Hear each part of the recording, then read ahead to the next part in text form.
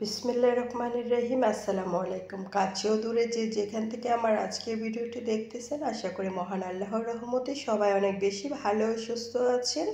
আজকের রেসিপিতে থাকছে কাঁঠালের বিচি দিয়ে লটকা শুটকির ভুনা। অসম্ভব মজাদার এই শুটকি ভুনাটা আপনারা চাইলে তৈরি করে নিতে পারেন এবং আমাকে অবশ্যই কমেন্ট করে জানাবেন রেসিপিটি তৈরি করে খেয়ে কেমন হয়েছে। আর এটা তৈরি করতে খুবই অল্প উপকরণ এবং খুব সহজে তৈরি করা যায়। তো আমি কিভাবে তৈরি করি চলেন দেখা যাক। এই তো আমি লটকা শুটকিটাকে পানিতে ভিজিয়ে ধুয়ে পরিষ্কার করে ছোট ছোট করে কেটে নিয়েছি। পেঁয়াজ এবং রসুন কুচি, তারপর হচ্ছে এখানে কাঁঠালের বিচি। এখন চুলায় হাঁড়ি বসিয়ে দিলাম, পরিমাণ মতো তেল দিয়ে দিলাম। তেল দিয়ে এখন পেঁয়াজ এবং রসুন যেটা কুচি করে রেখেছিলাম ওইটা দিয়ে দিব। ওইটা দিয়ে একটু ভালো করে ভেজে নিব। একটু ভাজা হওয়ার পর সাথে সাথে আমি শুটকিটা দিয়ে দিব, কারণ শুটকিটা তেলে ভালো করে ভেজে নিলে এটার ঘ্রাণটা, কাঁচা ঘ্রাণটা চলে যাবে এবং একটু ভাজা ভাজা হলে এটার খুব সুন্দর একটা ফ্লেভার বের হবে। এই তো আমার শুটকিটা একদম ভাজা হয়ে গেছে, দেখতেই পাচ্ছেন। তারপর শুটকিটা ভাজা হওয়ার পরে তেলের মাঝেই চুলার আঁচটা অবশ্যই মিডিয়াম হিটে রেখে এখানে পরিমাণ মতো মরিচ গুঁড়ো, হলুদ গুঁড়ো দিয়ে এটাকে হালকা আবারও তেলে একটু ভেজে নিব যেন না পুড়ে যায়। তারপর এখানে পানি অ্যাড করব।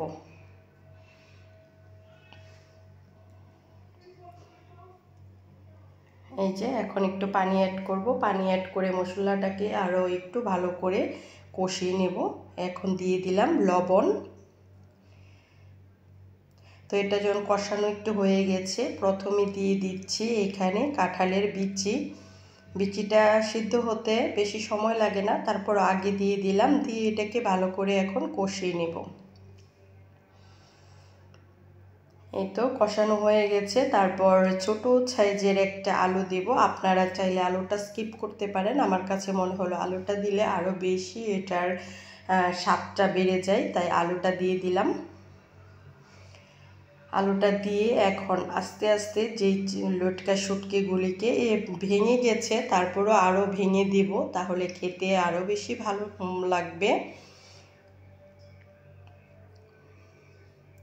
তারপর এখানে আবার পানি অ্যাড করে দিলাম। পানি অ্যাড করে দিয়ে 4-5টা কাঁচামরিচ দিয়ে দিলাম। এটার ফ্লেভারও খুব ভালো আসে এবং একটু জাল জাল হবে। দিয়ে ঢেকে দিয়ে এটাকে খুব ভালো করে এখন সিদ্ধ করে নেব। আর পানিটাকে একদম শুকিয়ে তেলের উপরে নিয়ে আসব।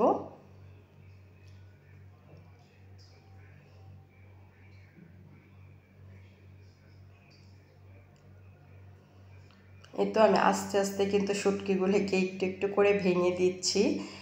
তাহলে কি হয়, তরকারির ঘ্রাণটা আরও বেশি ভালো লাগে এবং খেতেও খুব ভালো লাগে, সেই জন্য ভেঙে দিচ্ছি।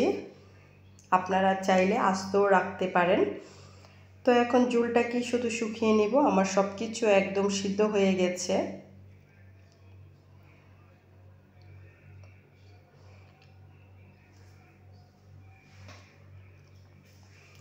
একটু ঘন ঘন নাড়া দিতে হবে লাস্ট পর্যায়ে, যেন নিচে দিয়ে লেগে বা পুড়ে না যায়, সেটা অবশ্যই খেয়াল রাখতে হবে। তো আমার এই তো অনেক মজাদার সেই লটকা শুটকি দিয়ে কাঁঠালের বিচির রেসিপি তৈরি হয়ে গেছে। এখন আমি একটা বাটিতে পরিবেশন করে নেব। সবাই অনেক বেশি ভালো ও সুস্থ থাকবেন। আর আমার রেসিপিটি ভালো লাগলে অবশ্যই একটা লাইক আর কমেন্ট করবেন। আপনাদের লাইক আর কমেন্ট আমাকে নতুন ভিডিও বানাতে অনেক অনুপ্রেরণা যোগায়। তো সবাই ভালো থাকবেন, সুস্থ থাকবেন। নিউ ভিডিওতে আমন্ত্রণ জানিয়ে এখানে বিদায় নিচ্ছি। আল্লাহ হাফেজ।